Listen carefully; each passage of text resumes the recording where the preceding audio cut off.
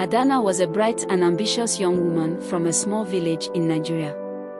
Her community adored her for her determination and curiosity about the world. Adanna had always been curious about the world beyond her village of Umudike in southeastern Nigeria.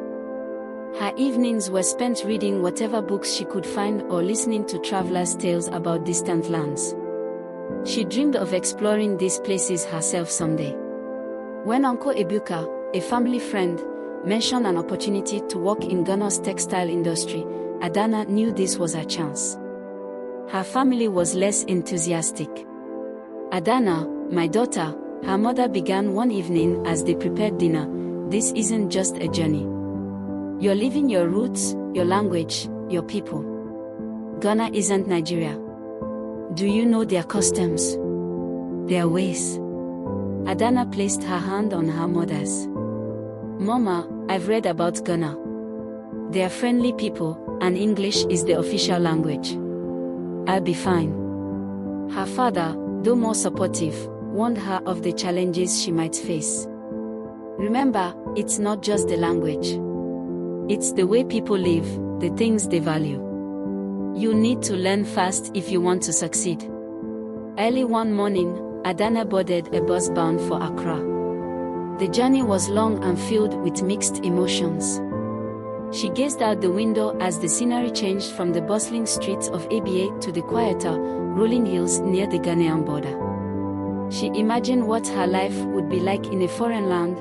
Would she thrive, or would she long for the comfort of home? At the border, her first challenge awaited her. The immigration process was daunting.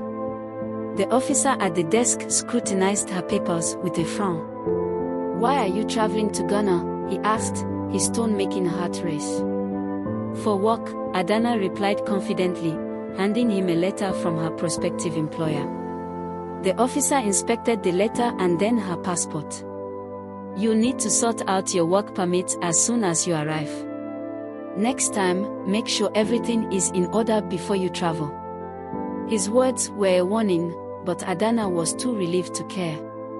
She thanked him and stepped into Ghana, her heart pounding with a mix of excitement and apprehension. Accra was unlike anything she had ever seen. The city buzzed with energy, vendors lined the streets, selling everything from plantains to brightly colored fabrics. The air was filled with the scent of spices, roasted corn, and the distant aroma of fish from the coast. But as Adanna tried to navigate her way to her accommodation, she realized that the English she relied on was not always enough. People spoke quickly, their accents and local phrases unfamiliar to her ears. "Taxi," she called, flagging down a driver. She showed him the address of her lodging. He glanced at it and spoke in rapid Twi, gesturing for her to get in. Adanna hesitated but climbed into the cab. As the car weaved through the city, she clutched her bag tightly, feeling both excitement and unease. Would she find her place in this bustling city, or would the challenges prove too great? Adanna's first few days in Accra were a whirlwind of challenges.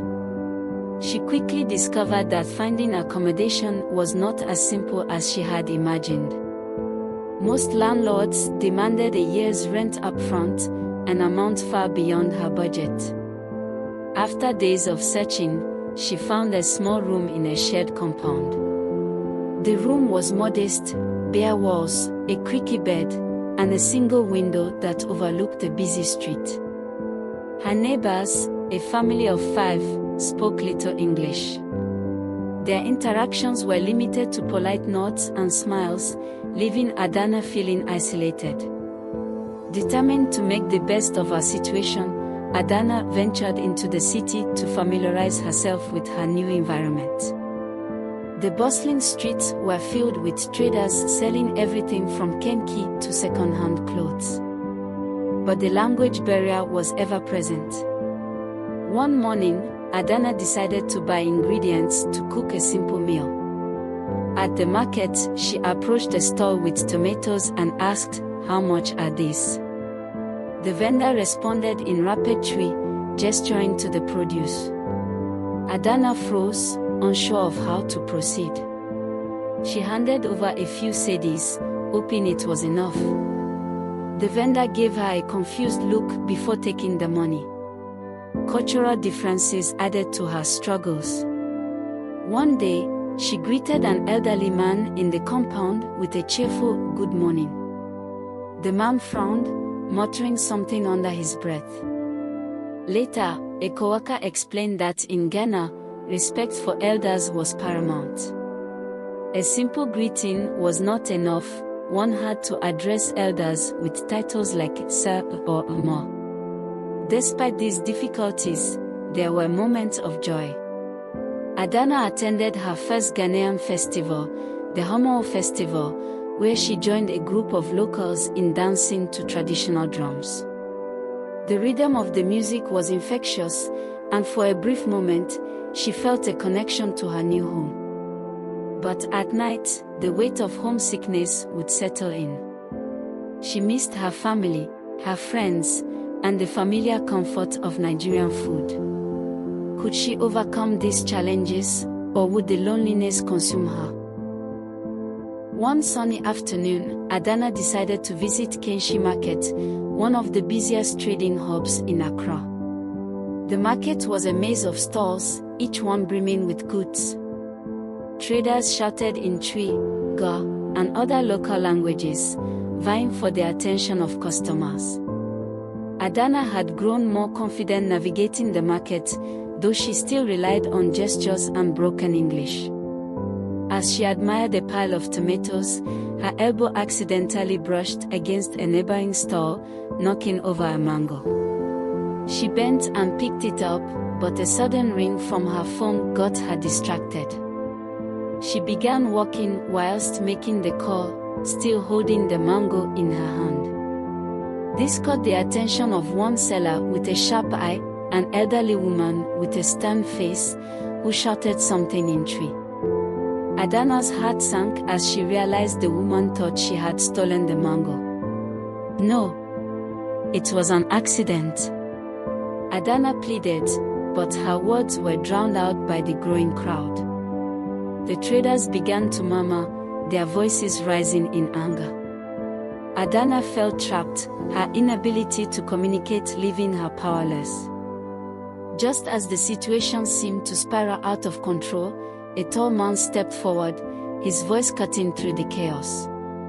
"Stop," he commanded in Twi. The crowd fell silent. Who was this stranger, and could he help Adanna escape this nightmare? The man who had stepped forward was tall, with a calm yet commanding presence. His name, as Adanna would later learn, was Kwaku. He wore a simple but well-kept shirt and trousers, and his eyes carried a warmth that instantly made her feel safer. "Yeah. What is happening here?"